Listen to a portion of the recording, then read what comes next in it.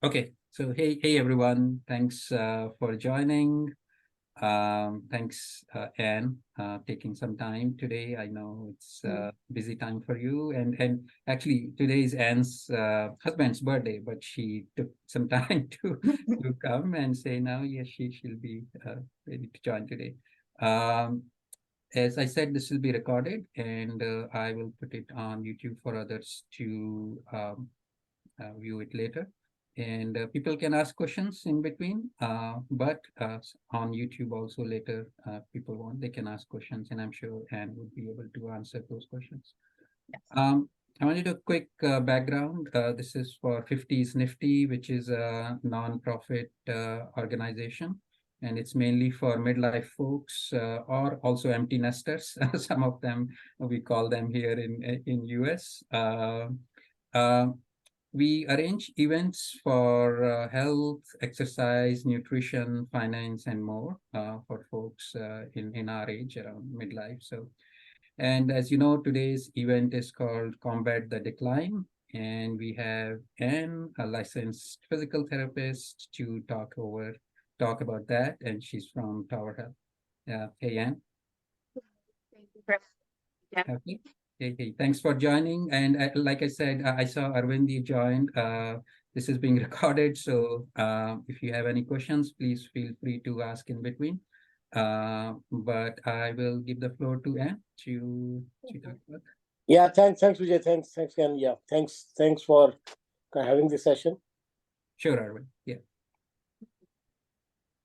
So I guess I'll just start with first, I met Vijay. I hope you don't mind calling him out. That he came to me as a client with some postural issues that we wanted to address. So that's how we met and developed our relationship here. Starting with myself, though, I've been a physical therapist for 30 years. I graduated from Beaver College with my master's degree. I've worked in acute care, I've worked with children, I've worked with adults, I've worked in sports medicine, and I always thought that I was an okay therapist. And then now that I'm in my 50s, I can hear what I tell my patients, and I'm relating to what I'm telling my patients. So I feel that as I've gone into the 50s decade, I'm a much better therapist because I have the experience of having these aches and pains and being an athlete and dealing with, oh, I can't do that anymore.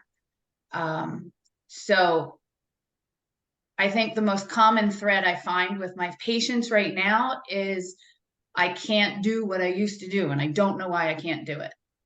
And I think our bodies have just caught up with ourselves, whether it's old injuries or, and I realize this today, our lifestyles, which so many people are just sitting anymore. We sit at our computers, we look down at our phones, we're completely less active than we were in our 20s, 30s, sometimes even 40s. So a lot of my patients come to me with aches and pains from their necks to their shoulders, headaches. Those I kind of all draw back to your posture and your sitting. And then the other things are your old injuries that come back to you. So we need to strengthen, we need to be flexible. And my two big things are have a strong core and have good posture, that they all have to go together. Vijay, I think one of the questions you asked me was to address whether or not running is a good exercise for people in their 50s. Right. I think so. One of the person, Ravi, he had asked, is cycling a preferred option compared to running, especially in 50s? So Cycling is a fantastic exercise, but it can be strenuous on your neck, depending on what your bike is like. And if you're going to cycle, and I am a cyclist per se, I've done triathlons. So you need to have a properly fitted bicycle. You want to make sure you go to a professional, whether you're on a road bike, a hybrid, or an upright, they will adjust it so that it's at least strenuous on your neck. Probably the best exercise for anybody is swimming. It regulates your breathing, it's low impact, and it's using all of the joints. Swimming, yeah. I think Bakshi is a marathon runner, right? Bakshi, you run almost like every month or so. No. I have reduced, but reduced not because of any physical limitations. It's because of certain, situation around me, mostly family. That work-life balance comes into play. Yes, you are right. I try to balance that too, but especially my current situation is such. I have to take care of a few elderly people, and kids are also growing up. So again, I'm not finding an excuse. I do run 5 to 10 kilometers a day even now. Great, that's great. And but I have not been participating in events, marathon events, in last few years. And that's okay. Yeah. Your joints are probably happy for that. Do you stretch too? Do you do stretching as well as the running, or do you do any weight training too? No, I don't do any weight training, but yes, I do warming up exercises before I run. It includes some amount of stretching as well. Good. And then I do my run, which is typically lasts for about anything between 45 minutes to an hour. Wonderful. And then after that, I do cooling down exercises, mostly breathing exercises. Fabulous. And I think because you've been doing it, that's great. The people that have a hard time is when they stop and then getting back to it. It's like your body goes, wait, we've been conditioned now to just be more latent, and then it's harder to get it back up. Right. Yeah. But I would like to share one experience I have had, as well as I have heard it many times, and probably you can add more to it. Personally, I feel we always underestimate our abilities, the physical abilities. It needs to be developed. Of course, it needs to be developed in a very disciplined way. Mm-hmm. That's where we miss the point. But our body has unlimited capacity. On day one, if I'm starting today, and I think that I need to run 10 kilometers or even walk 10 kilometers, it's going to be difficult. But if I'm disciplined, if I'm doing it systematically, and you asked a very good question, and do you do stretching exercises? I've seen many people don't even pay attention to that. So as long as we are doing it properly, we are doing it with some guidance, it definitely pays the results, and we can really achieve, remarkable results. That's what I have observed.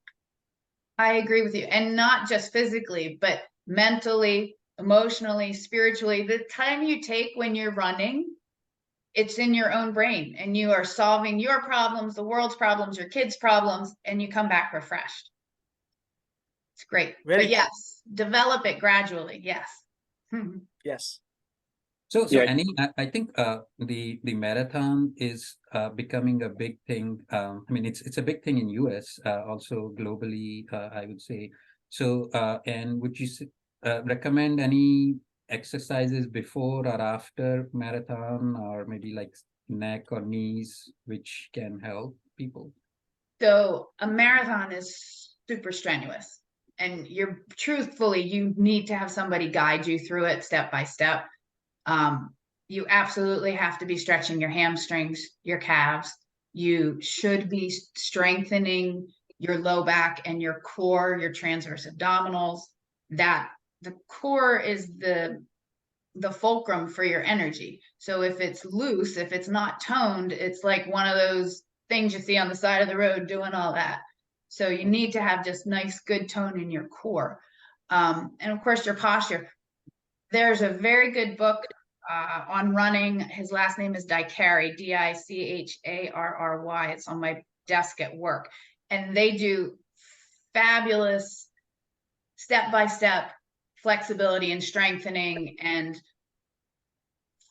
running form, work you right through that.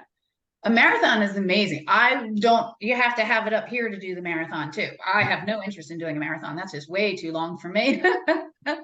But if that's and people thrive on it. So I think it's wonderful. But yes, I truly believe you don't just go out and think you can do it, or you'll get injured. And then you're not going to be doing much of anything. So, if you allow me, I would like to add a few more points there. Absolutely. Thank you. So, Vijay, your question is very appropriate, but I would like to divide it for two types of audiences. And I would say that, of course, the end result could be running a marathon, but, as it is said, 1,000-mile journey starts with one step. So the two categories which I would like to separate the audience is somebody who is already in active mode, that is doing exercises, doing, whatever fitness regime, and the other group which is not in habit of doing it regularly.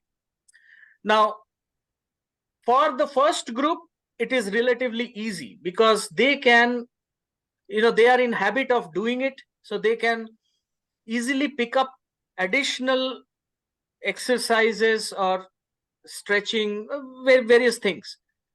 But we have to be careful about the second group of people, and that's where I'm sure, and you will have a lot of suggestions for such people. Well, that's the fun part. I see people after they get injured. So I get those people.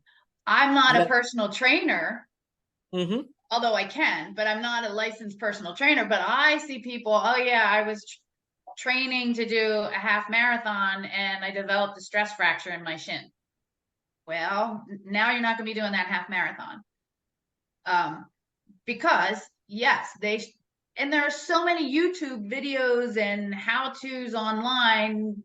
Most are decent, but consulting with a running group, a local running group, local shoe stores have running groups, reaching out to your local gym. They always have personal trainers to guide you through that. And I think that's so, so important. I totally agree with you. Yeah, that's right. I have personally seen, since I go out regularly, I've seen so many people on the street running, just sharing a smile on the day one and then slowly getting acquainted with them, and then sometimes run with them too. Really? That's so neat. My Facebook has more friends who are into running compared to my other, types of friends, college friends or that common thread. Yes, it's a common thread, and it's very inspiring, I would say, because every person I speak to has a different story to say. Okay. Vijay, coming back to your question again, I would like to, say, while the end result could be somebody's ambition is to run a marathon, but we should, do it gradually in a disciplined way with some amount of training is very, very necessary. Right. Marathon, and you very appropriately said, it's very strenuous for the body. It really drains you out. 26 miles or 42 kilometers is really a long distance. Right. I'm not a fast runner. I'm a very slow runner. I take my own time to complete it. I take about 5 to 5.5 hours to complete a marathon. But you do it. I do it, exactly. And as you appropriately said, it's not only physical, but it's also a lot mental as well. It requires a lot of mental strength. And to develop physical strength, physical fitness, readiness for running a marathon, and then developing that kind of mental strength takes time. I ran my first marathon when I was 43 years old. Wow. Yeah. Wow. Have you been a runner prior to that? No, not really. But I have been active. Okay. I used to play sports. I used to participate in sports, been playing games, or but not so much running. Okay. But one of my friends introduced me to this, and then I really got hooked to it. I really found it very, very challenging. So that's another aspect. I don't run to compete against somebody else. I always compete against myself. Stuff.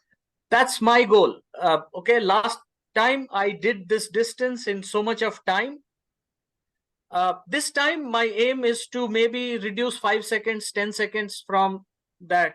If I can do it, I'm happy. If I don't do it, I'm still happy because I've completed that distance. Done it. And every race is different. Every course is different. Your sleep patterns are different. Yeah. The other thing I wanted to ask you about, how did you adjust your nutrition? So to be honest with you, I don't really follow any regime for that. Okay. I try to, on a daily basis, my food habits is I try to maintain a balanced diet. That's something which I do. So though I don't measure how much of carbs and how much of protein and other things I need to take, but yes, I know how much I need to eat to maintain my energy level. Right. And obviously the day before the event, or if supposed to, one thing which I always do, I don't run empty stomach. Okay. So if I'm going for my run early morning, I at least take one banana. Okay. Otherwise you drink. bottom out. Yes. But that is good enough for 1 hour of exercise. Right. But for 5 hours, yes, there are some additional things I do if I'm running a marathon. Okay. Such as maybe, I increase my intake of carbohydrates a couple of days in advance. But I don't do anything special as such. Gotcha. Do you exercise your core separately? Yes. Good. Yes. Yeah, that was another point I wanted to highlight, and you touched the right point. Without a strong core, probably a person cannot have a good physique, good posture, and maintaining day-to-day life is also difficult. It is. And I have a tip. Sorry, if I can share it with you. I'm sure, and you will definitely know it much better than me. But personally, I feel to build the core strength, plank is a very good exercise. Oh, absolutely.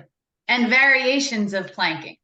Yeah, and I think I was telling Anne that I don't want to do planks go on the floor. So she gave me a plank, like standing and doing it on the wall, right? Yep. So that's Modified them. right. Modified. Yeah, I think Anne, you were trying to ask some question. But hey, Vijay, can you hear me? I apologize. I'm on my iPhone, so I don't have I have audio that's kind of in and out. Hey, Ann, thanks for the discussion. Really interesting. Vijay asked a question about the runner. I used to be in that group. I used to run just 12 to 14 miles a week, 3 days a week, 4 miles or 5 miles in that range. And I'm 55 now, so I laid off that and I moved to using a cycling, not a spin bike for 45 minutes, 3 days a week. And then I lift the other 3 days with weights. Perfect. But what I've noticed is, the reason I pulled back is my knees were starting to, bang a little bit. And I figured that my bone structure changes once I got over 50. And I read a lot of places that, hey, you probably shouldn't be as high impact on your legs. So I didn't know if eventually I could go back to it, and maybe I would have to relook at my shoes and I could do it maybe half as much, or if I should just stay away from it. So that's something I'm still contemplating going back to at some point, because I do miss it. It is different than the spin bike by quite a bit. It's just a different type of exercise. Have you seen folks go back to it who had a little problem with their knees and you kind of ease back into it, or is that something most people stay away from once they pull out of it? I have, but I don't want to say, I will first off say they don't typically go back to running the mileage they used to. And they recognize the need to stretch your quadriceps, your hip flexors, your hamstrings. And I don't know if you're stretching right now, Ken, because you're doing the cycling, which is great. You're doing the weight training, which is great. But make sure that you get a program of stretching the joints in the lower body as well. Yes, and your shoe wear. Get to a good shoe fitter. I did my last triathlon last year, and then this year I damaged my knee. So they tell me I'm not going to run again, and I'm not very happy about it, but I'm in a brace when I try it. So, oh boy. My perspective, when I get a patient come to me and say, this is what I used to do, this is what I want you to do, I want to get you back to doing the things you used to do. It may not be at the level that you were, but we're not in our 80s. And I have had treated people in their 80s who are still runners. I think, I think, as Bachi said, you have so much more potential than you realize in our 50s. I think growing up, we always felt like 50 was old. So in the back of our mind, we're like, oh yeah, we're in our 50s. I'm out of that phase. If you put the time and the progressive energy into it, I think you can get back to the running. As long as you're not severe, like I don't have an ACL. I have severe arthritis in my knee. Like I have instability that is really just causing more damage than anything. Mild arthritis, I think you would be able to get back into running, but it sounds like your quads are tight, to be honest. The cycling will make your quads and your hip flexors tight. Oh, yeah, it might be. I will say I got by when I was younger, not stretching. I used to be a cross country and track runner in high school, so I had to, everyone, it was a peer pressure to stretch. But after that, I've been really terrible of not stretching, and maybe I need to go back. It sounds like I need to go back to that. I think in our 50s, it's a necessity. Right. Literally now I get up and work out at 6 and I start working out. I don't stretch first, whether it's weights or it's 45 minutes on the spin bike. So yeah, we need to get some stretching in for you. Think about it physiologically. As we get older, we lose fluid in our discs, we lose fluid in our tendons, we lose fluid in our ligaments. So you need to warm them up and prepare them and stretch them, because as you lose the fluid, it becomes tighter naturally. Let alone you're losing collagen, you're losing elastin. It's just very sad. But yeah, we come at it. We keep fighting with it. And that can, I guess, cause knee pain later, that tense muscles in the knees, huh? That could, I mean, in the legs, yeah. Even my knee, that's a disaster. If I go a day or two without stretching it, I'll be like, gosh, my knee's really sore. And then I'll stretch the quads and the hamstrings, and it will be, it's better. It's not, I'm not going to go running, but it's definitely better than it was. And there, yeah. I suggest, is the stretching before or after, or is it both? A little bit of both. I'd hop on that bike, that spin bike, for like 3 to 5 minutes, just get the muscles warming up, then get off and do about 10 to 20 minutes of stretching, and then go do your workout, and then stretch and cool down. What I was going to suggest too, I really, really think people benefit from manual muscle therapy, seeing a manual muscle therapist at least once a month. just to get those kinks out and allow you to stretch more effectively. That makes sense. And how does someone like me do that? Where do I go to do that? Is my question. There are a lot of massage places. You sound like you're in the States. Oh, I'm in Collegeville. Yeah, I don't know where yeah. So I go to somebody in Royersford. oh, okay. Muscle Therapy Massage Center. They have several therapists. They're very good. Let me write that down. Muscle Therapy Massage Center, Main Street in Royersford. Anyone in particular? I know Madison is very good. I know Ellen is very good. Madison and Ellen. Muscle Therapy Massage. Yes. And that's in Main Street. Yes. And you said Royersford? Royersford, yep. And knowing you are having a little bit of knee discomfort, your family doctor can always prescribe physical therapy to kind of get you on a program. Okay. You know. I see, Appa, you've joined. I think you're on phone also. Do you have any questions, Appa? I know you joined a little late. While he's setting it up, and I have a question for you. So you mentioned about as part of the aging process, the fluids in the joints keep on reducing.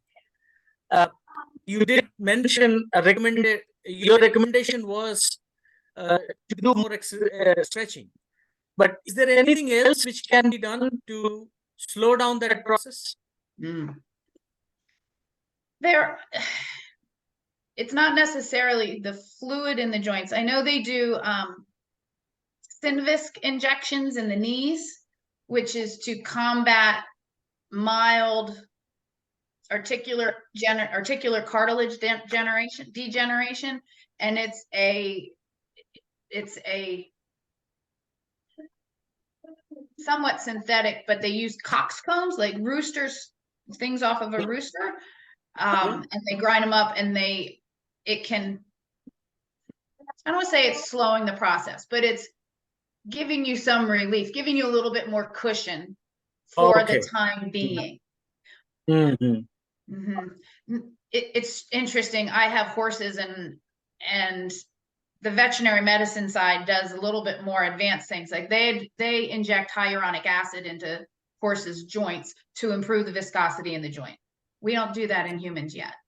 Yeah, not yet. Not yet. No, I did not want to go that far, but if there are some ways by changing some dietary habits, or some routine of exercises can help. That was my intention of asking that question. So just gentle exercise does increase the production of interstitial fluid. Okay. When you have arthritis in the joint, it might produce too much, and then you get swelling in the joint. Right. But yeah. Yep. Sure. Let me see. Hey, Appa, so you are here. I know you joined late, but we can see you. Do you have any questions for Anne? Hey, now we can see you proper. Can you hear us, Appa? Maybe not. Hey. While he's fixing, am I allowed to ask another question to Anne? Yes, absolutely. Okay. And you mentioned several times last year you did a triathlon. So I have never graduated beyond a marathon, but it is my desire. I know that age is catching up. I do not know whether I will be able to do it or not, but I would still like to make an attempt. At a triathlon? So, yes. How do I prepare for it? Well, can you swim? Yes, I do. Okay. That's the big difference, and that's why I like triathlons. First off, there's different distances. I like sprint distance, where you're swimming a quarter to a half mile. you're biking 20 to 25 miles, and then you run a 5K. The reason I like them is I'm not doing the same activity every single day. I'm swimming twice a week, I'm biking twice a week, and I'm running twice a week. And then I have a day of rest. And then getting closer, you're going to group things. So you're going to do what they call a brick, where you'll go on a 3-mile bike ride, then you're going to get off your bike and you're going to go for a mile run. So you start doing that. Again, there's really good books out there on training for triathlons, and there's very good websites for training, and there's very good Facebook groups too. But I would just start with twice a week doing each activity and building your endurance to each activity. Does that make sense? Okay. Yeah. I'm directly hearing from someone, from you, who have, successfully completed it. Mm-hmm. So I've not even made an attempt to participate in any triathlon. You'll still be able to do it. You will do it. And you're going to feel so good. And you had mentioned this about when you're running and you see people and everybody smiles at each other. And you probably notice when you go to the events, everybody's there for the same reason, and everybody's supportive of each other and cheering each other on. And there's such good positive energy at any, I think, triathlon, the running events, anything like that. So you will find the support. But yeah, just start getting in the pool and swim in your laps. If you're going to do an open water one, you need to start swimming in the open water too, because it's totally different. Right. But Okay. Yay! You can do it. Let me ask Gautam, you have any questions? Or Appa, if you are there, do you have any questions? Yeah, Vijay, no, thanks. So I think I am not, I'm listening to both Ken and CS. And I have been sports person, but I played cricket till 43, 44, but now I'm a casual jogger, not very disciplined jogger. So I have many excuses, but I just wanted to see how do you maintain a discipline in your fitness regime. Sometime very enthusiastic. I am enthusiastic on yoga or breathing exercise, but not able to maintain the rhythm, and may have excuse of office work, professional tours, this that. But then these are excuses. So maybe I'm listening to all of you, quite motivated to listen your stories, success stories of marathon, terrathon, and all that. But I just wanted some tips to maintain a discipline rhythm of fitness at this age.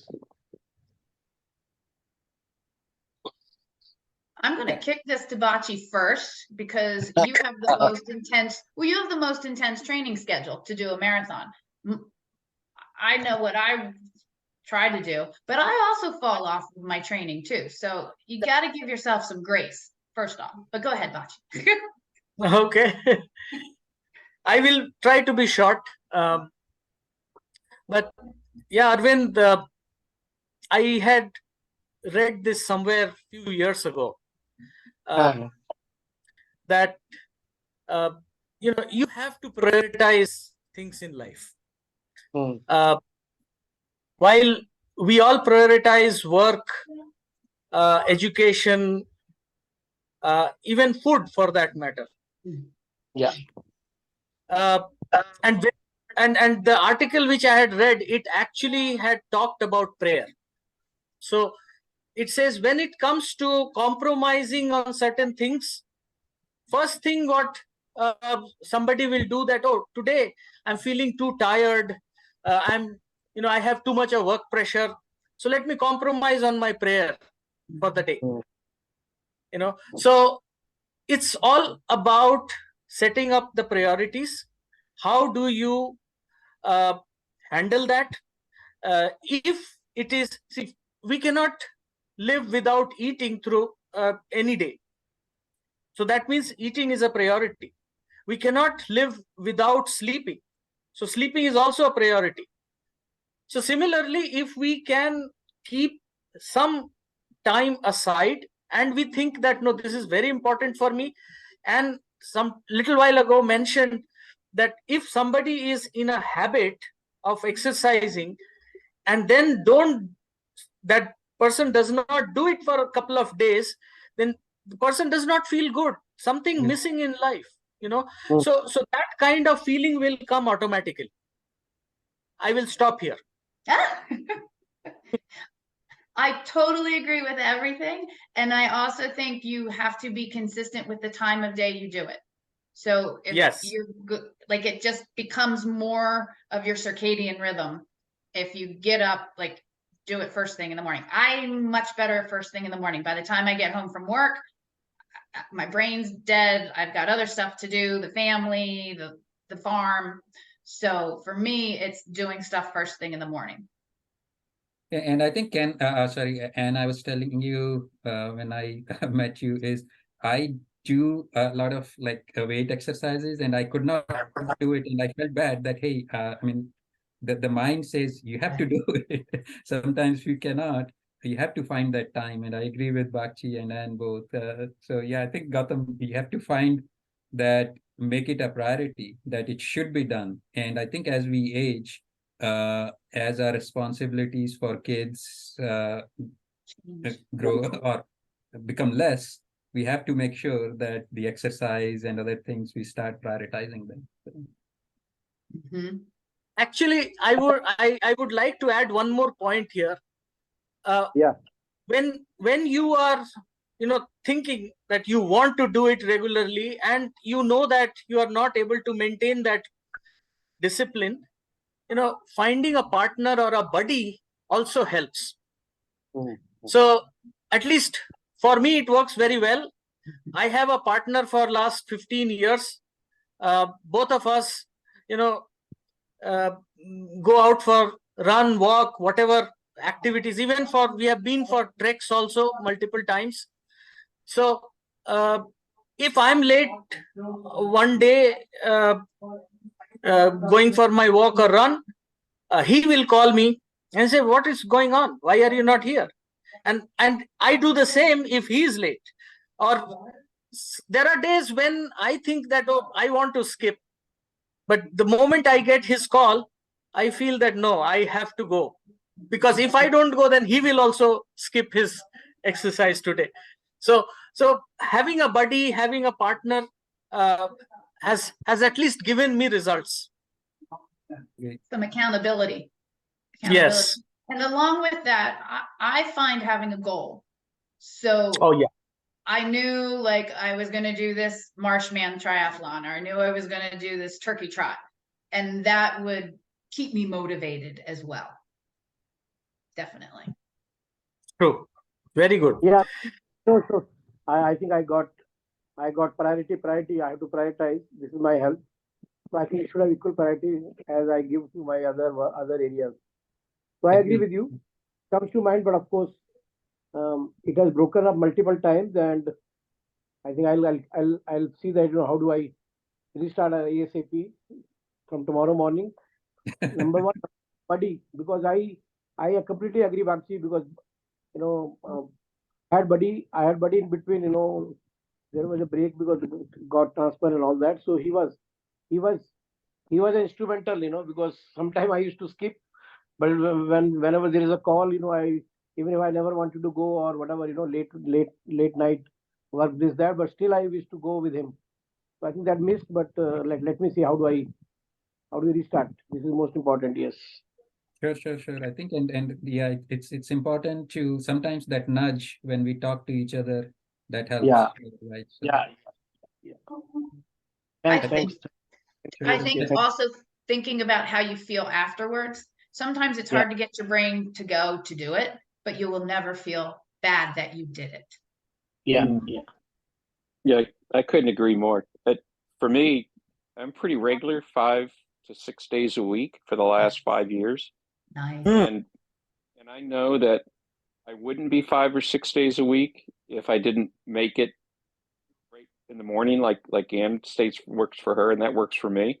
And it's a mandatory requirement for me that I do it. And even if I get up a little late or not feeling perfect, I'll just do a shorter workout or less instead of going through the full routine that day. but I make it a requirement in my mind. That's the only way I can get through it, because, you know, some days are better than others, and that's what keeps me consistent on it. And I know everyone's different. Some folks like a partner, some folks need to go to a gym. I have actually a gym in my house I built years ago. And for me, it's about convenience, so I can minimize the travel time back and forth. Right. Yeah, that's great. But I And know now you everyone's need 10 different more on that. minutes to stretch, Ken. True. That's something I need to work in now. So I'll figure out how to start that on Monday, since tomorrow's my day off. So Okay. So, Ken, I would like to ask you a very odd question. Okay. So you said you go for your cycling 5 days a week. What do you do on those remaining 2 days? yes, I do 3 days of weights and 3 days of cycling, of spin bike. Okay. Yeah. And it used to be the 3 days I did spin bike, I would run 4 to 5 miles, and I'd take the dog with me, because he's a pretty active dog, but he was getting older and I have the knee issue. That's why I pulled back to cycling. And by the way, he put on a lot of weight since we stopped doing that. Poor dog, you know, but that's the best I could do with that. And I know it's different for everyone. Some folks don't like to do weights. For me, I used to be a long-term runner for years. So the weight training always helped. And as I got, you know, into my mid-20s, I did more weight training and less running. Then I got in my 30s, I did a little more intense on the cardio and a little less on the weights. But that's a personal decision, especially if you're training for something. Right. Let me ask Appa once again. Hey, Appa, are you able to connect on the phone? And do you have any questions you want to ask? Yeah, I think you are on mute.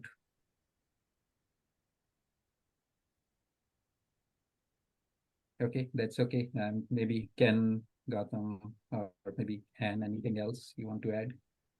I think we also have to be kind to ourselves too, and give ourselves a little grace on that. You know, the days that you think you're going to go out and do 8 miles, but you only do 5. It's okay. It's really okay. The fact is, you've moved, you've gone out and you've done something for yourself that day. You know, being in our 50s, we've spent the last, the last 20 years mostly not dealing, but raising our children and putting other people first. So any activity that you do now is beneficial to you, and it's for you, and it's for your benefit, and also for the long run that you'll be around for your grandkids, kind of thing. But don't get frustrated just because you didn't do something that you intended to that day. Right. And I think one of the things I was telling Ken earlier is as we get into these 50s years, kids have started to go out, they are doing their own work, and they have their own life. Husband and wife starts to feel lonely, and they don't know what to do with their time, and suddenly they have time, and they don't know what to do, and then it starts to get onto their body and mind also, right? So this is the time to be more proactive, start thinking about doing different things, including exercise, health, nutrition, so that you, like, and you were saying, you have a better senior life. That's the whole point, is to be proactive now to have a better senior life with your grandchildren at the same time. These next 50 years are totally different than the last ones. True. Bakshi, any other things you want to add? Well, it's all in the mind. I think what Anne was saying, I would just like to allude to that. Next 50 years definitely is going to be different from the first 50 years. But how we treat ourselves, how we maintain ourselves, will also make a lot of difference. Will actually make a lot of difference. Right. Yep. And going back to Ken, you had said everything was easy in my 20s. I didn't need to work hard. I didn't have to stretch or anything else. Well, here we are. We get to focus on ourselves and work hard Now we do those things so we can go forward. True. Okay, Gautam, any questions? I saw you were unmuting. No. So no question. No, I got a lot of tips, and how to live next 50 years. Because I completely agree with you that last 55 years there has been a lot of other priorities. A lot of other priorities and responsibilities. But of course, if you have to live next whatever years, definitely it has to be different lifestyle, because that it will that next few years, 50, 30, 40, whatever, it will need a different lifestyle and take health, and sensitivity towards your health. So I completely agree with all of you. Yeah. Right. I would like to add one more point here. Sure. And is that okay? You're saying something. I interrupted you, I I'm guess. loving this. I'm loving the whole group. Yeah, he's guru. He's a guru. He's from our college time. Of course, Vijay is also fit, but touchwood. But then he has been marathon tracker everywhere. So CS has been our guru and motivator. At least seeing him, we also see that we can do it. Right. Back to you. Yeah, the thought which I had was, earlier I did mention my family situation. I have a few elderly people living in my household, and I do take care of them, and that's a near full-time job. Fortunately, I work from home, so I am able to manage it, but it definitely requires a lot of mental strength and a lot of time. But that was not the point which I was trying to highlight. I also observe seniors, people who are more aged, have already crossed 70s and 80s. And what I have observed is so first of all, nobody can predict how the future will be. Yeah. And so we have to be more prepared, at least mentally. I can't say that I will not have maybe a heart problem or diabetes at the senior age, but I can't also predict other diseases which I am quite used to seeing among elderly people. First of all, my own mother, she is suffering from dementia. This is a disease where a person forgets some things about the past life. Now, I don't know. This is something which can happen. I've seen people with stroke and almost paralyzed, can't manage their day-to-day life without any support or help. So the point which I'm trying to make is there are problems which may occur in future where we might be able to manage our day-to-day life, we may not be able to manage our day-to-day life. That is totally unpredictable. But what is there in our hand is to do what I'm doing today, maintaining certain discipline, ensuring that I have a fitness regime. And when I say fitness regime, it has actually 3 aspects. First one is, of course, physical, which we are all talking about here. There are other aspects which is related to mental. Our mind should be agile. Our mind should be receptive to new information. And there are many other things like that. And the third aspect is also important to be considered, is the spiritual health. So there needs to be, one has to take it forward at a younger age. We probably do not pay so much of attention to all these three aspects. But again, this is purely based on my own personal experiences in last several years. I have realized that as one ages, and at least I do very seriously, I spend time on all these three aspects to at least whatever is there in my hand, let me do that. Something which is beyond my control, I do not know what will happen in future. So that's why praying every day is important. Thank for the opportunities I've got, doing my own part for the society. These are all part of spiritual growth.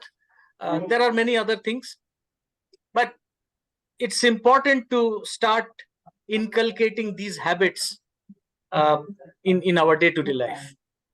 If you don't take care of yourself, you can't take care of others. Absolutely. Yes. So, good for you for finding that out and doing that. Thanks for that, Bach. It's very wise, everything you provided. And I'll just add on top of that, I've spent most of my career in healthcare, but I've spent 20 years working in the pharma industry, and I was very fortunate to learn about a lot of diseases very deeply because the researchers would do research in those areas. And what I learned over that time, at least for me, was a big aha that I didn't understand 30 years ago, is every single chronic disease has the treatment as exercise and diet.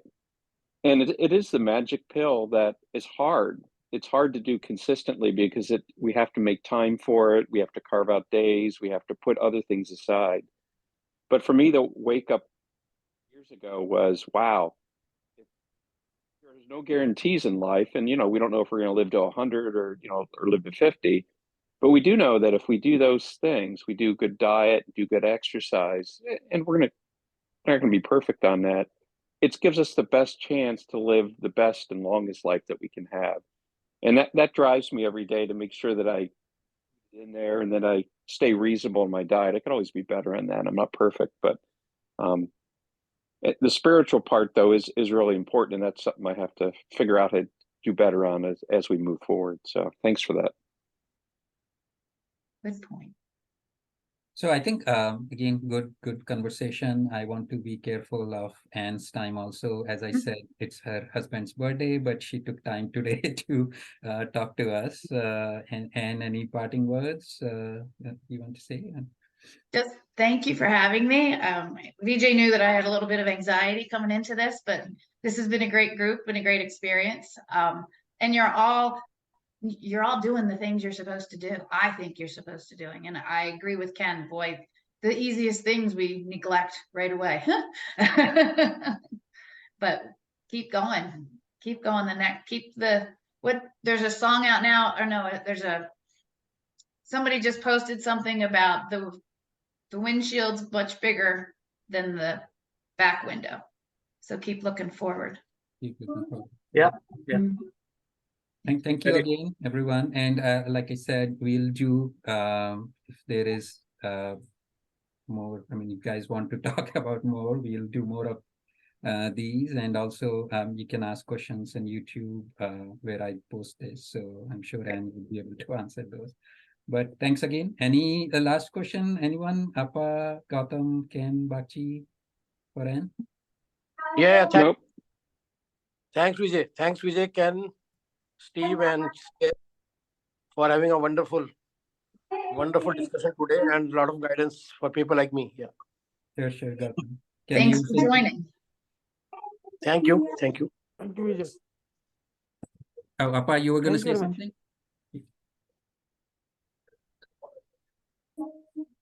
No. Maybe not. Okay. Thanks, guys. Have a good rest of the weekend. Thanks, thank you. again. Yeah. Thanks. Have a Bye. nice day. Thank you. Thank Stay you. flexible and strong. Thank you. Thank you. Bye-bye. Bye. Thank you. Bye.